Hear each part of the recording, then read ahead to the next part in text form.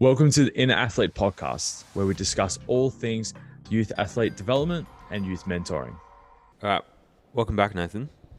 Thank you. The last one we spoke about is myths, and then I think we got a little bit carried away with that one. But yeah, I think there's plenty of more myths out there. But today we're going to be talking about specialisation. Now we're going to relate this specifically to is youth athletes, because that's basically who we look after here. Yep. I guess, what is it, and what do we need to know about it in terms of, I guess, looking after the athlete and developing the athlete long term?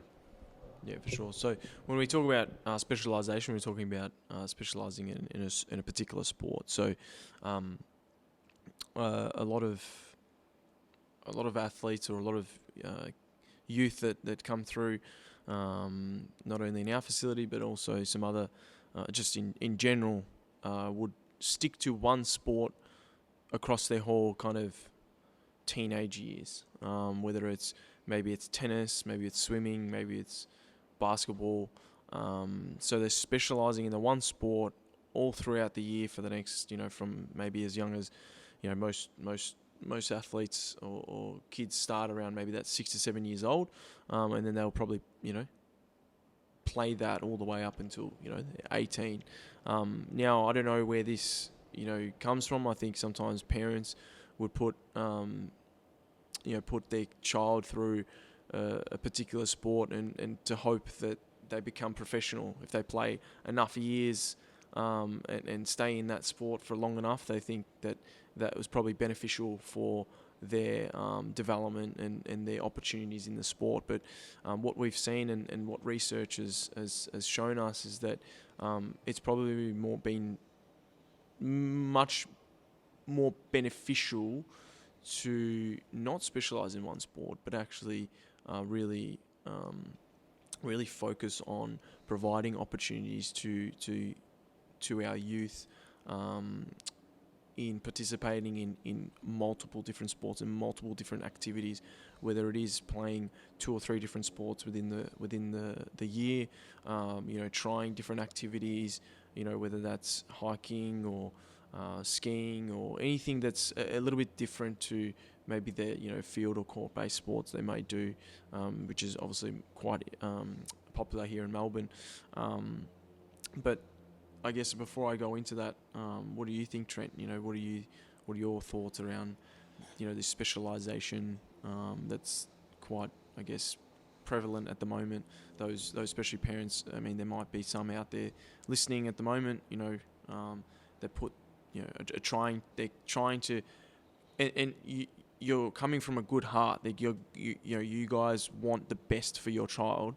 And you want them to succeed, and if you probably can see it. You can see that your child maybe loves footy or loves basketball, and you can probably see them playing that and doing that as an actual as a profession.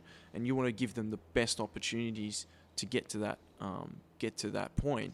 But there's a few things that maybe we can hopefully shed some light on that may help in terms of their development. Yeah, it's really interesting space, because people think more is better. I think that's what it comes down to. A lot of professional athletes, I can actually name a few off the top of my head, actually played 2 sports during their more in the US. I've got a few examples in Australia as well. So Tom Brady, I think everyone would know Tom Brady, probably the best quarterback ever. I think he's won 7 Super Bowls. I think he's been a 2-time MVP, I believe. Super Bowl MVP. He played baseball in high school. So he was actually, I think he was a catcher, I believe. Patrick Mahomes, he's also a Super Bowl champ, plays for Kansas City Chiefs. And he also played baseball. I believe he was a pitcher, and I think he was actually signed with a major league team as well at the time. Kyler Murray, who's another one who's a quarterback and the Arizona Cardinals. He was also signed. I think he was signed with New York Yankees. But more, and it's interesting because the skills that they have from baseball do transfer quite over to NFL. It just as a quarterback, And it's really interesting. And you see a lot of like track athletes that are transferred to other sports as well. You got Carlin Isles, who plays rugby sevens for the US team. He was top 4 in the trials, the US trials, and didn't qualify. I think it's top 3 gets it qualifies. Wow. Or something like. Oh, it was top 5. Actually, it's top 5 because only top 4 qualified because they do the relay as well. He was a sprinter, and he's an absolute weapon on the rugby field. And he was able to carry that speed over to a game that rewards speed, which is pretty simple. So obviously, doing track and field, it has a lot of carryover to other sports. When we're coming more to Australia, I think I'm probably going to. Bam Bam Tuivasa, who's a UFC guy, right. He's climbing the heavyweight ranks. He was signed with Sydney Roosters development. I think it was under 20s at the time. He was a good rugby player, but it just didn't enjoy it. But then he got into UFC, individual sport, and then he ended up transferring across to that. So then, the physicality of, rugby league, because you do need a good cardiovascular base and strength, endurance, and power as well for that type of sport.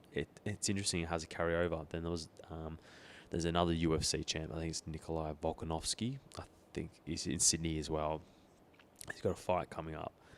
And he used to play state league, the state competition in New South Wales. And he was actually a really good rugby league player.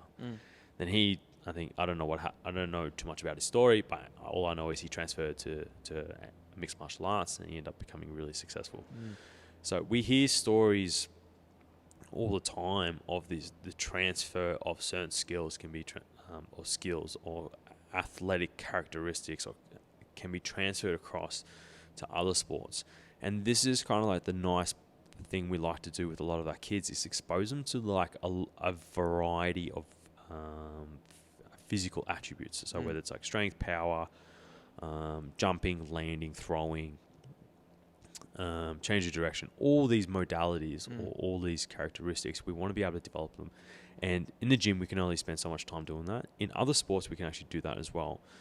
So a lot of sports, what we can do is we can always do we can do 2 sports. So there was another guy, I can't remember his name, is Mind Brain PI. I think that's his Instagram tag anyways. And he actually discusses about his children's development as well. He says he gets his kids doing a team sport and an individual sport. And the benefit of doing those, you learn things in a team sport that you wouldn't learn from an individual sport, and you also learn things in an individual sport that you can transfer across to a team sport.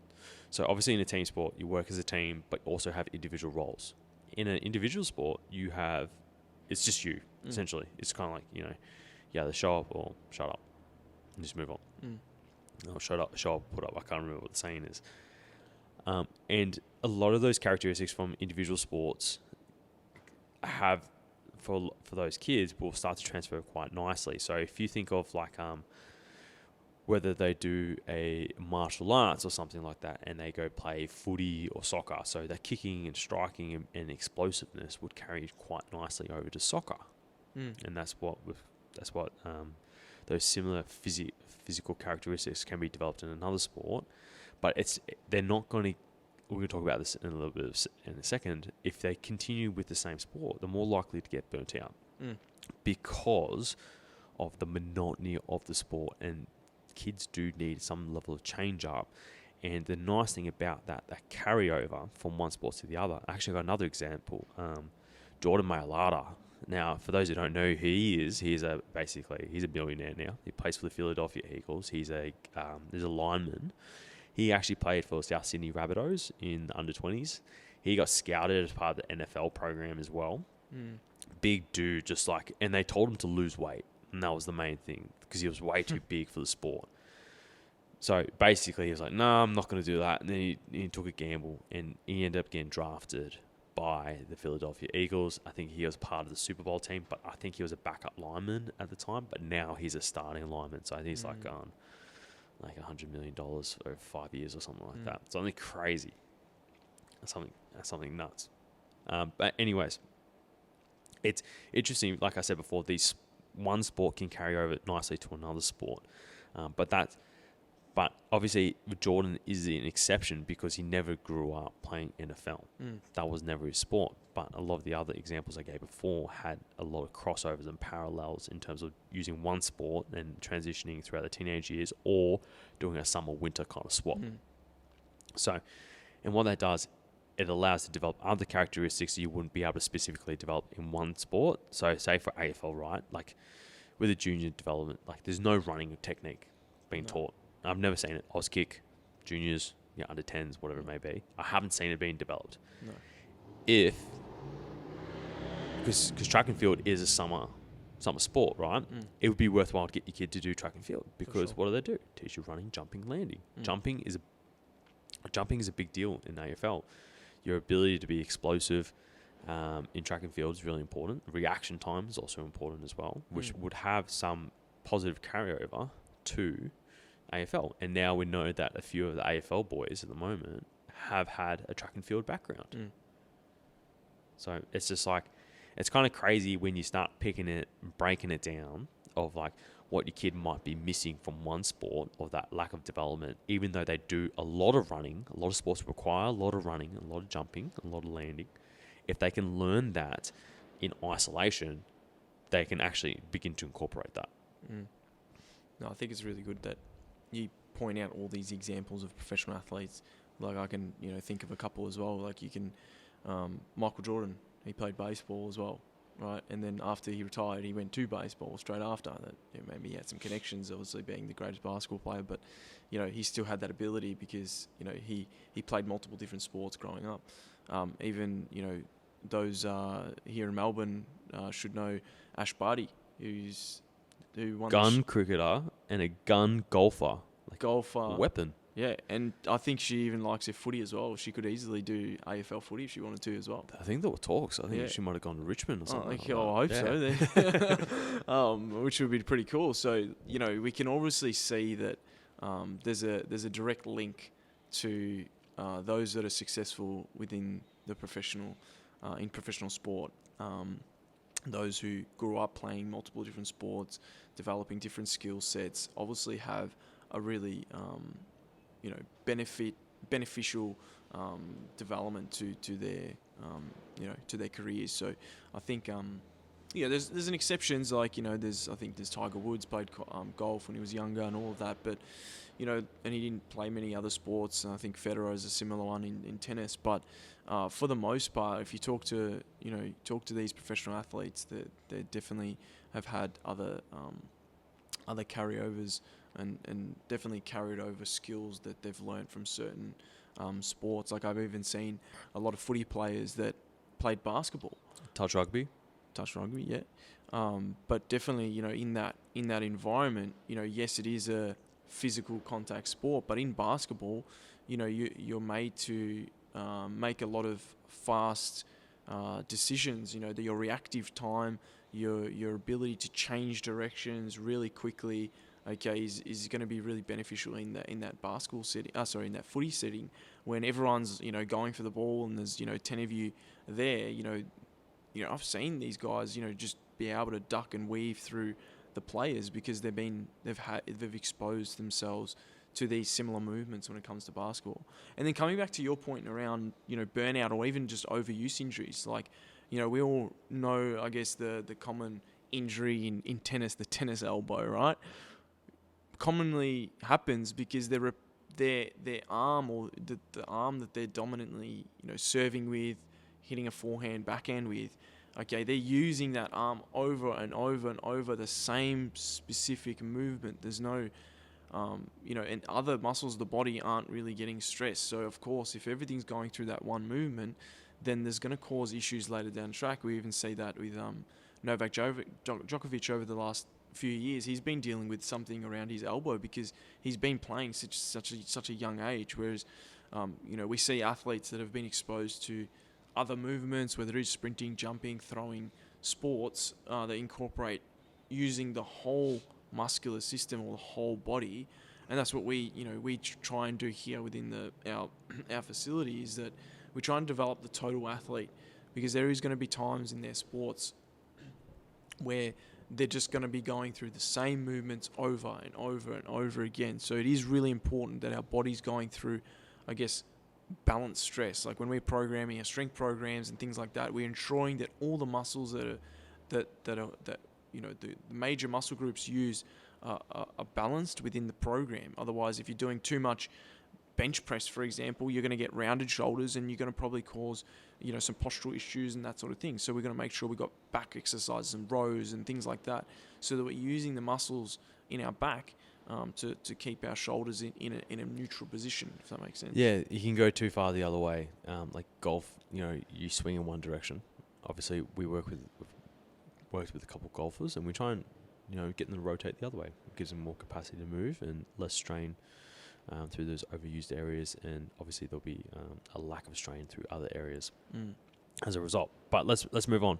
Contraindications. So there's some sports where development needs to be happening early, but it's still not specialized, I would say, because you still got to go through the phases of development of, developing the skills, motor control, and all that jazz. I'd say swimming and gymnastics kind of sit into that, because the way that I've seen swimming unfold in front of us, we start swimming from a very young age. It's more about developing the skills, a bit more of enjoyment, but also we live on an island, so we got access to a body of water literally everywhere.